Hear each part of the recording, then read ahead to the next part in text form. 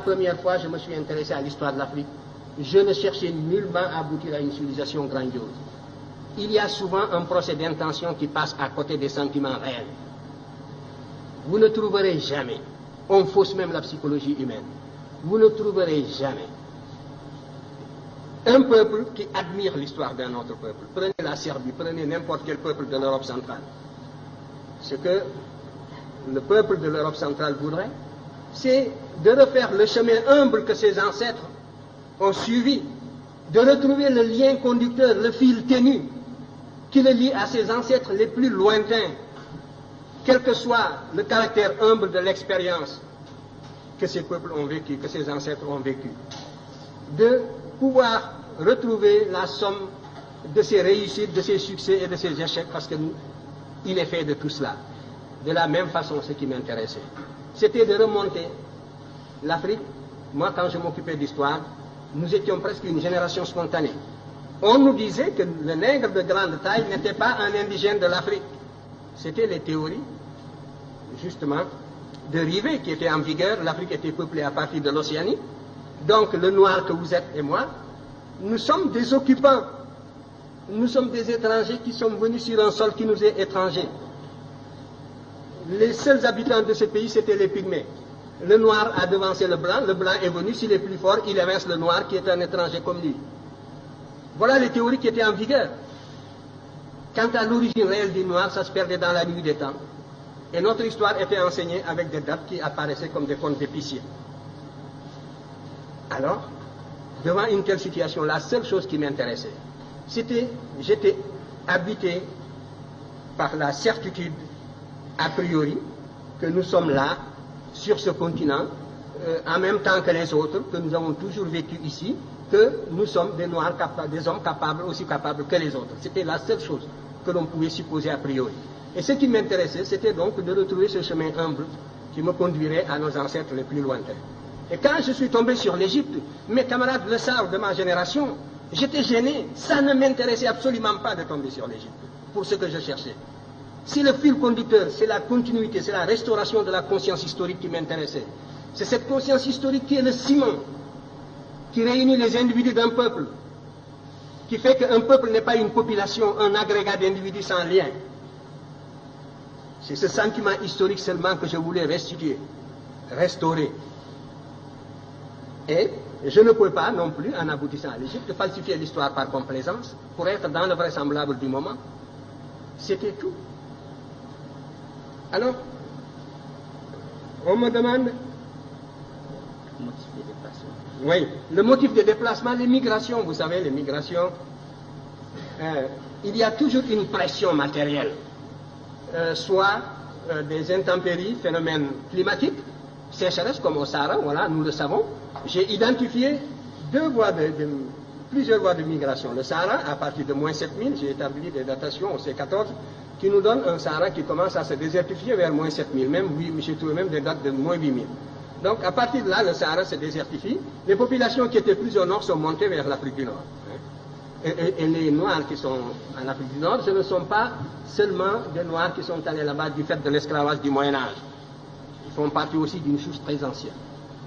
Et les populations qui étaient plus au sud sont descendues. C'est les Proto-Wangara qui sont descendus vers le sud, d'autres sont allés vers l'est. Donc, il y a là une cause climatique de déplacement de peuples. Je vous ai dit que les déplacements se font à la petite semaine.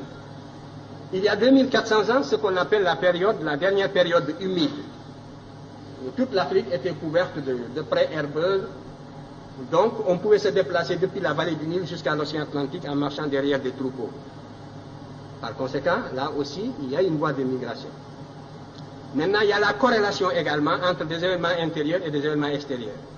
Il est certain que le sac de Thèbes par les Assyriens, la façon féroce dont les Assyriens ont détruit la ville de Thèbes en 663, a eu des répercussions comme l'occupation de Paris par les Allemands, mais ça n'a pas duré.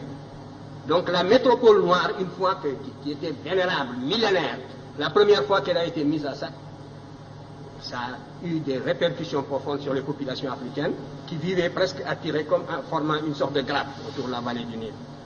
Dans les publications prochaines, je montrerai que les Égyptiens étaient descendus jusqu'au Shabbat, c'est sûr, jusqu'au Zaïre. Nous avons des preuves archéologiques de tout cela.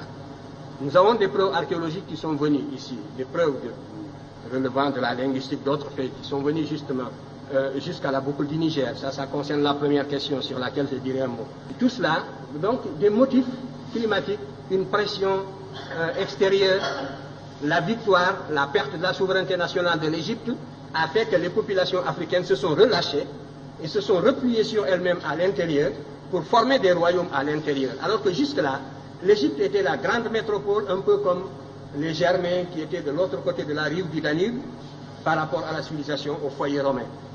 L'Égypte était le véritable foyer auquel le reste de l'Afrique noire était lié par 1000 liens esclaves. Et à partir du moment où l'Égypte a perdu la souveraineté nationale, ces populations, évidemment, se sont organisées sur d'autres bases. Alors tout cela, ce sont donc des motifs de déplacement. Pour l'histoire, la période la plus proche. Donc pour la plus ancienne, il devait en être ainsi. Les variations climatiques, on peut les cerner par la paléoclimatologie. Ça peut être aussi dû au fait que le manque de nourriture, la pression sélective, tout cela, ce sont autant de facteurs qui jouent pour expliquer le déplacement. En tout cas, vous pouvez remonter, vous, en ce qui vous concerne, jusqu'aux racines de la philosophie africaine. Je vous invite à étudier la cosmogonie héliopolitaine. Je l'ai décrite d'ailleurs brièvement dans Civilisation ou Barbarie. Vous y trouverez les prémices. Vous commencerez à vous faire une idée de la consistance de la pensée de vos ancêtres de la vallée du Nil qui étaient noirs comme vous, ici. Si c'était cela, si ce n'était pas cela des arguments, c'est la preuve que, vous voyez, on a presque le cerveau vidé et les arguments d'une certaine source ne se fixent plus. C'est ça l'aliénation. Parce que vous demandez, que valent donc ces arguments-là? Est-ce que j'ai inventé les projections que je vous ai faites, que vous pouvez retrouver dans la vallée du Nil, où vous trouverez justement cette civilisation qui est discutée, ces agents qui se sont représentés plus noirs que vous-même. Mais déjà, vous avez des œillères de l'éducation colonialiste et vous ne pouvez plus voir cette réalité palpable. C'est ça la cécité intellectuelle. Vous comprenez? Où est la raison dans cette éducation?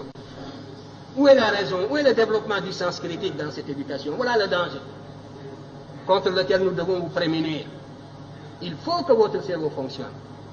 Je disais encore hier et je le répéterai demain, que ce que nous voulons, ce que nous visons dans votre éducation, c'est de réveiller justement le bâtisseur de nations qui dort en chacun de vous. C'est de réveiller le créateur qui dort en chacun de vous.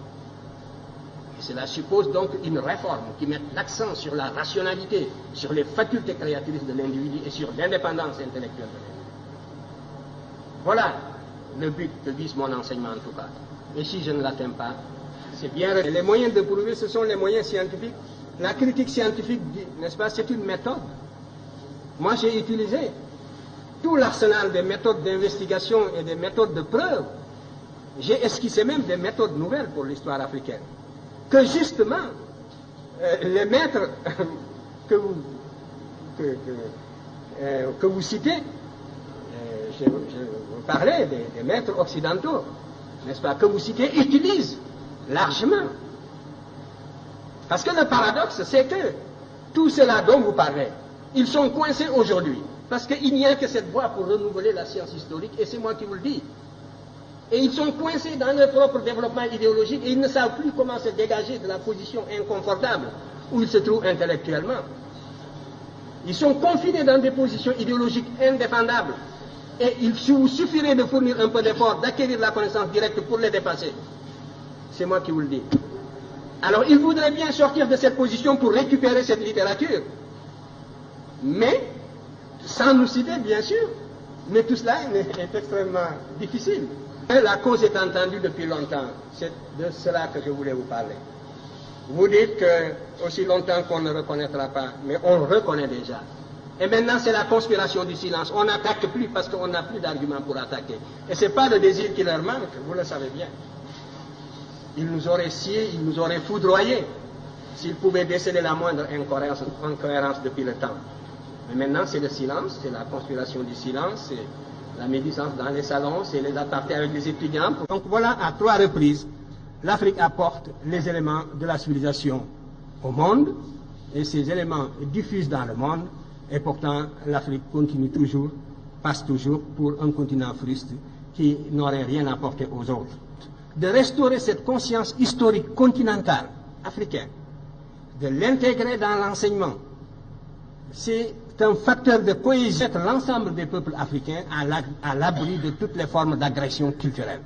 C'est le seul intérêt que présente une question comme celle-là, et c'est à une œuvre d'intégration de ce genre.